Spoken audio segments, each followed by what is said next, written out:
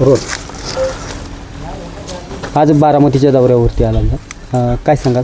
नाही, बारामतीच्या आज सुभेदार मल्हारराव होळकरांच्या आज जयंतीचा महोत्सव आहे. आज आम्ही त्यांच्या जन्मगावी जाऊन आलो आणि बारामतीतल्या अनेक गावामध्ये वाड्या वस्त्यांवरती भेटी देतो आहे.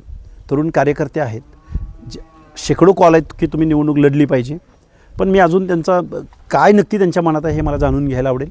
1-2 दिवसामध्ये आम्ही त्या बाबतीत आमची जाहीर भूमिका घेऊ. बारामतीत आज सर्वत्र चर्चा होण्यास सुरुवात झालेली आहे की लक्ष्मण हाके पोटनिवडणूक लढवणार, कसं पाहता येईल? मी ओबीसीच्या प्रश्नावर गेल्या अनेक वर्षापासून काम करतो आहे, एक संविधानिक बाजू मांडतो आहे, काही आंदोलनं करतो आहे.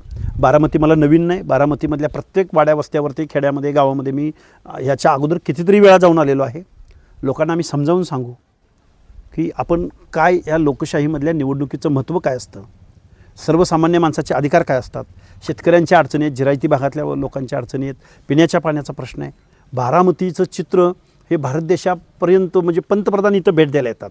KVK नावाची कृषी विज्ञान केंद्र जग म्हणजे देशाला जगाला दाखवलं जातं, पण बारामतीमधल्या जिरायती भागातल्या लोकांचे काय समस्या आहेत, काय अडचणी आहेत याच्याकडं मात्र फोकस दिला जात नाही किंवा याच्याकडं लक्ष दिलं जात नाही इथल्या राज्यकर्त्या लोकांकडं.